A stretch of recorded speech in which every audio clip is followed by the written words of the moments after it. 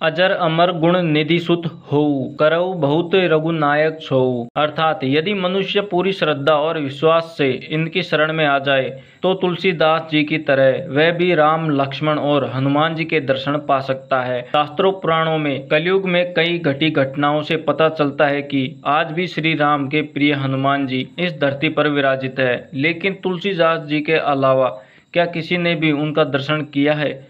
यदि हनुमान जी गंधमादन पर्वत पर रहते हैं तो क्या कोई सामान्य व्यक्ति वहां नहीं जा सकता? कहानियों के अनुसार जहां राम नाम का गुणगान होता है, यदि वहां हनुमान जी आते हैं तो हमें उनके दर्शन क्यों नहीं मिलते? यह प्रश्न क्या आपके मन में कभी उठा है?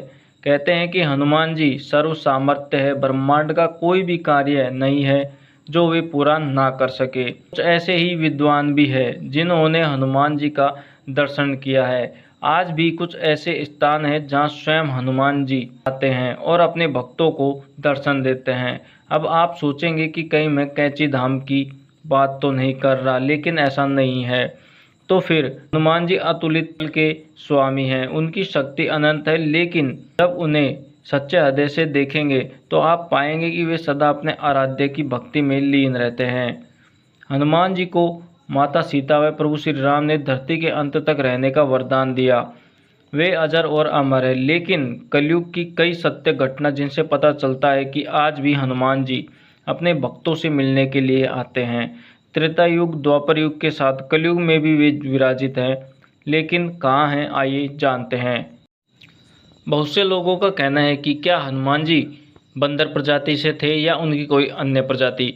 तो दोस्तों, हनुमान जी का जन्म कपि नामक वानर जाति में हुआ था। एक शोध के अनुसार प्रभु श्री राम का जन्म 10 जनवरी 5114 ईस्वा पूर्व अयोध्या में हुआ। श्री राम के जन्म से पूर्व हनुमान जी का जन्म हो चुका था। लगभग 7129 वर्ष पूर्व हनुमान जी का जन्म हुआ था। शोध के अनुसार आज से 9 लाख वर्ष पूर्व एक ऐसी विलक्षण वानर जाति भारतवर्ष में विद्वान थी जो आज से 15 से 12 हजार वर्ष पूर्व लुप्त हो चुकी है। इस जाति का नाम था कपि और हनुमान जी भी इसी जाति से संबंधित थे।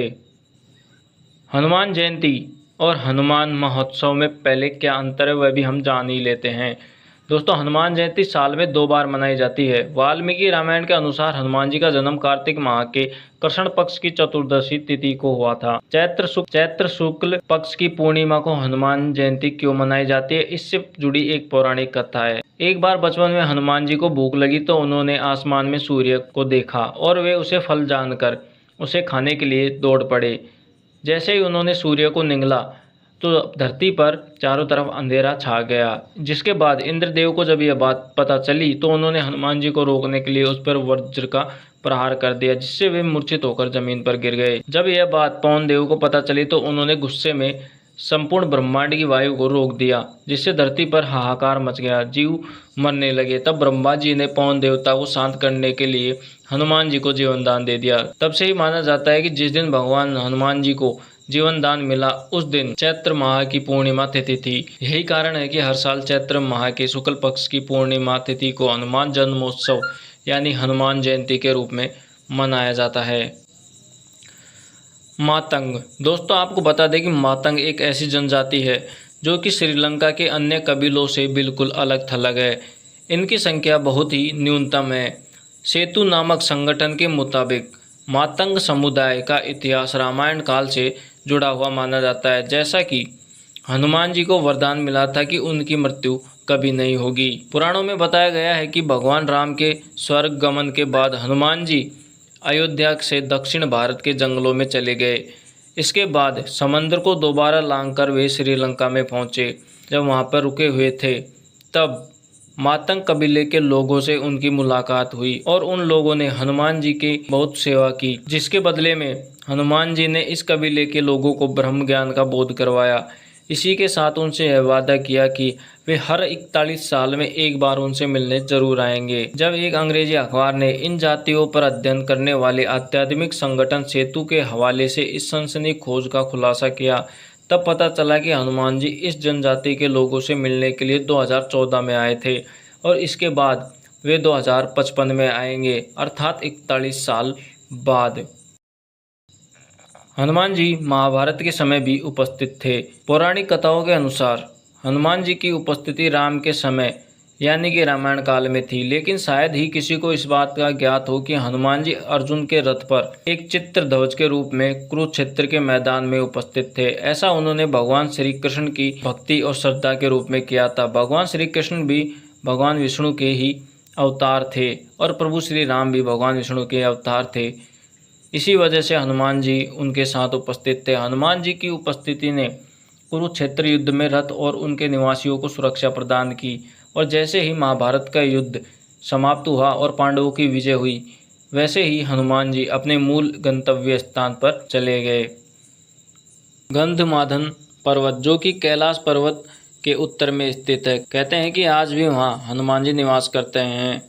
कैलाश पर्वत के उत्तर दिशा की ओर एक जगह है जहाँ हनुमान जी आज भी निवास करते हैं। हनुमान जी के इस निवास स्थल का वर्णन कई ग्रंथों, पुराणों, शास्त्रों में भी मिला है। हनुमान जी को माता सीता ने अमरता का वरदान प्रदान किया था। जब वे प्रभु श्री राम का संदेश लेकर माता सीता के पास पहुंचे थे, तब माता सीता ने उन्हें अमर होने का वरदान दिया था। कलयुग में हनुमान जी गंधमादन पर्वत पर निवास करते हैं। एक कहानी के अनुसार जब अपने अज्ञातवास के समय हिमवंत पार करके पांडव गंधमादन के पास पहुंचे, तब पांडवों में भीम सहस्त्र दल कमल लेने के लिए गंधमादन पर्वत के वन में पहुंचे। तब उन्होंने वहां हनुमान जी को आराम करते हुए देखा तो भीम ने उनसे अपनी पूंछ को मार्ग से हटाने के लिए कहा।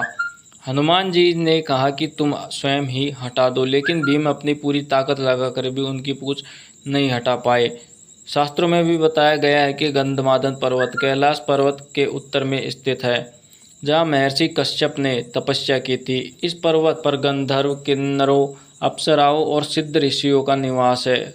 इस कारण इस शिखर पर किसी वाहन से पहुंचना भी असंभव माना जाता है। फेसबुक के फाउंडर मार्क जुकरबर्ग और एप्पल के संस्थापक स्टीव जॉब की प्रेरणा का स्थल कैची धाम ही माना जाता है। यहाँ नीम करोली बाबा का कैची धाम आश्रम इनके अलावा कई सफल लोगों के लिए प्रेरणा स्रोत साबित हुआ। कहते हैं कि नीम करोली वाले बाबा हनुमान जी के अवतार हैं। एप्पल की नींव रखने से पहले स्टीव जॉब कैची धाम आए थे। यहीं उनको कुछ अलग करने की प्रेरणा मिली थी। जिस वक्त Facebook founder mark Zuckerberg Facebook को लेकर कुछ तय नहीं कर पा रहे थे, तो स्टीव जॉब ने ही उन्हें कैची धाम जाने की सलाह दी। उसके बाद जुकरबर्ग ने यहाँ यात्रा की और एक स्पष्ट विजन लेकर वापस लौटे। मंदिर चारों ओर से ऊंचे ऊंचे पहाड़ों से घिरा हुआ है और मंदिर में हनुमान जी के अलावा भगवान राम, माता सीता और देवी दुर्गा के भी छोटे छोटे मंदिर बने हुए हैं। किंतु कैची धाम मुख्य रूप से बाबा नीम करोली और हनुमान जी की महिमा के लिए प्रसिद्ध है। यहाँ आने वाला व्यक्ति अपनी सभी समस्याओं को दूर करके जाता है। कहते हैं कि कैची धाम में भी स्वयं हनुमान जी विराजमान हैं।